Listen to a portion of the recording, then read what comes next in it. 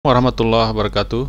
Halo sahabat pena, dimanapun Anda berada. Kali ini kita akan share tentang modulus resilient tanah dasar pada perhitungan perkerasan lentur metode ASTO tahun 1993.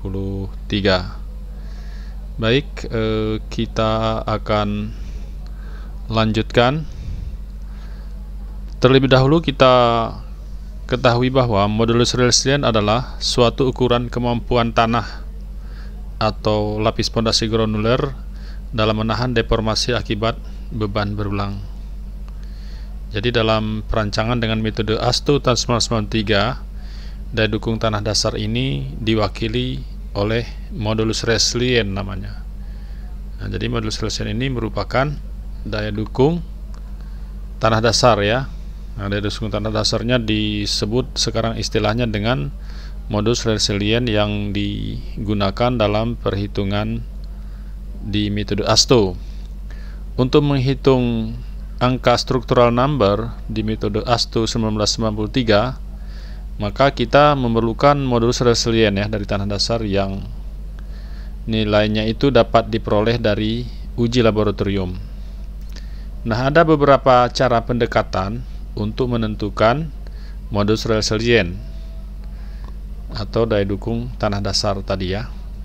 Yang pertama adalah langsung melakukan uji modulus resilient. Ini bisa digunakan standarnya dari ASTO T274. Kemudian modulus resilient itu juga bisa dipakai pendekatan ya, hubungan antara nilai CBR dan modulus resilient. Nah, tentu nilai CBR-nya ini harus diuji dulu ya. Apakah melalui uji DCP, Dynamic Componentometer, atau melalui hasil uji laboratorium, atau merupakan prediksi dari nilai CBR bisa diambil dari metode lain. Kemudian pendekatan yang ketiga adalah pendekatan hubungan antara nilai R dan MR. MR ini adalah modulus resilient. Nilai R atau R value ya yang dilakukan menggunakan alat stabilometer.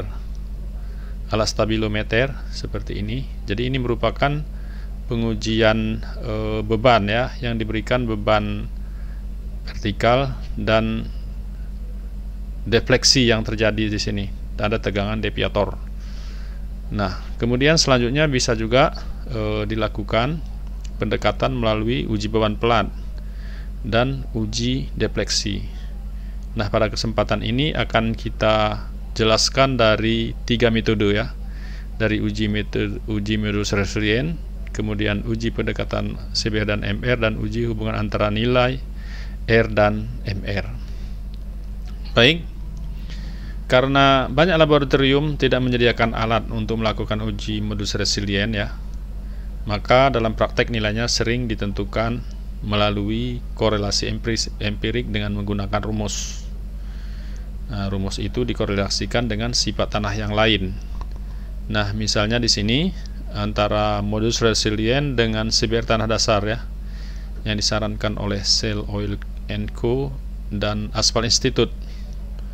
Nah, di sini digunakan rumus modulus resilient itu dengan persamaan MR sama dengan 1500 kali CBR dalam satuan PSI.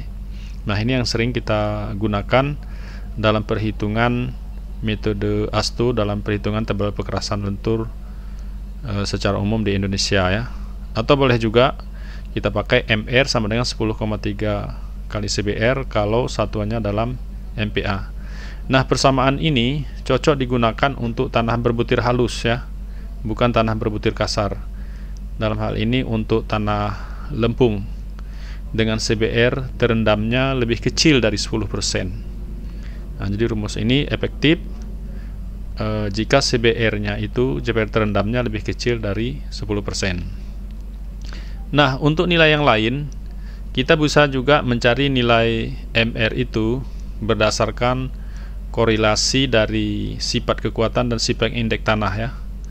Nah, di sini berdasarkan NCHRP 137A tahun 2004 ini, kita bisa melihat beberapa korelasi nilai modulus resilient dengan variabel yang lain. Nah, yang pertama kita ambil modulus resilient itu berkorelasi dengan CBR ya, California Bearing Ratio. Jadi di sini ada rumus yang bisa kita perhatikan sama-sama, ada dalam satuan PSI dan satuan MPa. Nah, nilai CBR pada persamaan ini itu bisa diambil dari kondisi kadar air optimum dan kepadatan kondisi terendam ya. Jadi nilai CBR ini yang diukur di laboratorium. Tentunya harus melakukan uji proktor dulu ya untuk mendapatkan kadar air optimum dan kepadatannya ya. Nah, kepadatan dalam hal ini tentu setelah melalui proses perendaman ya. Ini sambar STR di CBR di laboratorium. Nah, hasilnya itu modulus resilient diperoleh, tentu kondisinya juga sama dengan kondisi CBR dengan kadar air optimum dan kepadatan pada kondisi terendam. Nah, jadi nilai CBR laboratorium itu kita plotkan kemari ke persamaan ini, sehingga modulus resilientnya bisa diperoleh dengan rumus ini 2555 kali CBR pangkat 0,64. Nah, kemudian yang kedua bisa juga ditentukan modulus resilient itu dari uji nilai R ya, atau R value dari uji stabilometer. Nah, dari stabilometer kemudian kita plot nilai dari R value-nya ke persamaan ini, atau nilai R-nya ke persamaan ini. Jadi ini juga ada dua satuan, dalam satuan PSI dan satuan MPa, pound square inch dan megapascal ya. Nah, baik. Selain dari stabilometer ini juga bisa kita gunakan nilai CBR ya, yang diuji dari uji DCP atau uji dinamik konpenetrometer ya. Ini mungkin teman-teman yang sudah pernah melakukan praktek DCP, alat ini tentu tidak asing lagi ya. Nah, jadi dari hasil pengujian penetrasi ini nilai CBR-nya bisa kita hitung ya dengan rumus ini, sama dengan 292 per DCP pangkat 1,12, di mana DCP ini sendiri adalah indeks penetrasi per milimeter per pukulannya. Jadi hasil dari CBR uji DCP ini kita plot ke persamaan ini tadi untuk mendapatkan nilai modulus resilientnya. Selanjutnya juga nilai CBR itu bisa didekati dari uji indeks plastisitas dan gradasi butiran ya, dari uji analisis saringan dan uji batas cair dan batas plastis. Nah, di sini ada indeks plastisitas, tentu harus ada nilai liquid limit dan plastic limitnya ya. Jadi nilai CBR-nya bisa dihitung dengan rumus ini, CBR dalam persen 75 per 1 tambah 0,278 WPI. WPI itu sendiri sama dengan P200 kali PI, di mana P200 itu adalah persen lolos saringan nomor 200. Jadi dikalikan dengan PI-nya, PI-nya adalah plastis index, atau sama dengan batas cair dikurang batas plastis. Nah, setelah diperoleh nilai WPI ini, kita plotkan ke persamaan ini untuk memprediksi nilai CBR-nya.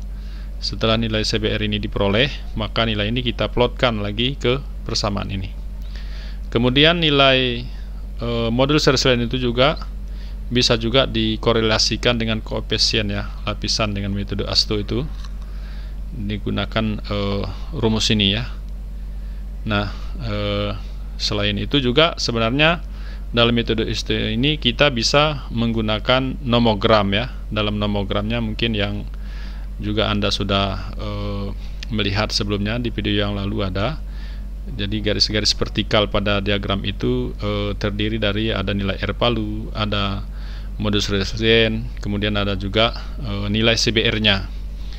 Nah, jadi seperti itu teman-teman untuk memprediksi modulus resilient untuk tanah dasar.